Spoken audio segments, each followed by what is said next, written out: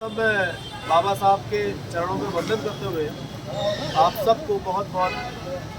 आप सबका अभिनंदन करता हूँ। आप सब लोग यहाँ पहुँचे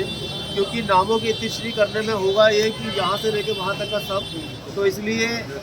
यहाँ प्रदीप जी से लेकर के यहाँ से लेकर के सारे लोग जो है बाबा साहब डॉक्टर अम्बेडकर साहब को नमन करते हुए मैं आप सब लोगों का अभिनंदन करता हूँ। और जैसा कि आज आप सबको पता है कि इस विश्व में ज्ञान के प्रतीक के रूप में जाने जाने वाले, जिनको शायद पूरे विश्व में एक ही व्यक्ति है जिनको सिंबल ऑफ नॉलेज के नाम से जाना गया, ऐसे बाबा साहेब डॉक्टर भीमराव अम्बेडकर साहब का आज महापरिनिर्वाण दिवस है और 67वां ये दिवस है। बहुत कष्ट होता है, मुझे लगता है कि कई दफ़े वो लोग सौभाग्यशाली थे जिन्होंने बाबा साहब अम्बेडकर को साक्षात देखा होगा, लेकिन आज हम उनको नहीं उनके विचारों को देख रहे हैं। और ऐसा व्यक्ति जो मृत्यु के बाद अपना जीवन जीता है, ऐसे महान व्यक्ति बहुत बिरले होते हैं और उन बिरले लोगों में से डॉक्टर भीमराव अम्बेडकर थे जिन्होंने मृत्यु के बाद आज उनका जो जीवन हम लोग यहाँ पर उनका जो जीवन के अंश के माध्यम से भारतवर्ष चल रहा है, तो ऐसे बाबा साहब डॉक्टर भीमराव अम्बेडकर साहब को मैं नमन करता हूँ। मैं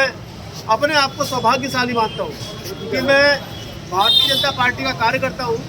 आज से पहले तक हम रोज सुना करते थे बहुत सारी चीज़ें, लेकिन जब से हम इन सब चीज़ों को देख रहे हैं, डॉक्टर भीमराव अम्बेडकर साहब के सपनों का भारत निर्माण 2014 से बाद से लेकर के यदि आज आप देखेंगे डॉक्टर भीमराव अम्बेडकर साहब की किताबों को यदि आप पढ़ेंगे, चाहे प्रॉब्लम ऑफ यूपी हो या बाबर साहब डॉक्टर भीमराव अम्बेडकर की हिंदी हो या डॉक्टर भीमराव अम्बेडकर जुड़ा हुआ कोई भी चरित्र हो, यदि जब आप उसका अध्ययन करेंगे तो आपको 2014 से लेकर के आज 2024 में जब हम पहुँचने जा रहे हैं के बीच का जो भारत है वो डॉक्टर अम्बेडकर साहब के सपनों का भारत निर्माण की परिकल्पना को पूर्ण होते हुए आप लोग देख पा रहे हैं। डॉक्टर अम्बेडकर को कुछ लोगों ने सिर्फ जाति विषय से जोड़ते हुए उनकी जाति को इंगित करते हुए उनको कभी भी सम्मान देने का काम नहीं किया। हम डॉक्टर अम्बेडकर को आज सम्मान देते हुए उनको पुष्पांजलि अर्पित करते, मुझे ऐसे कहने में कोई गुरेज नहीं है। यदि हम अपने मित्रों को जब श्रद्धांजलि देते हैं, शायद हमारे भाव वो नहीं होते होंगे जो डॉक्टर अम्बेडकर साहब को जो श्रद्धांजलि देते हुए होते हैं, क्योंकि उन्होंने जिस तरीके से काम किए। मैंने पिछले बार भी अपनी जब बातें बोली तो मैंने उसमें एक बात बोली, उन अंशों को भी हमें समझने की आवश्यकता है जो डॉक्टर अम्बेडकर साहब ने अपने जीवन चरित्र में उतारे। मैं आपको एक चरित्र के बारे में बताऊं कि जो प्रसंग है उसके बारे में बताना चाहूँगा, क्योंकि वो सब जीवन में नहीं उतार सकते। मैंने पिछले दिनों अभी एक अनुसूचित जाति का जन्मदिन सम्मेलन हमारे कुमाऊँ का हुआ था, उसमें इस बात को मैंने बोला था कि हम लोग डॉक्टर अम्बेडकर साहब के किसी भी दर्ज को नहीं उतार पाएंगे। और खासतौर पर उनके बच्चों का जो कफन है,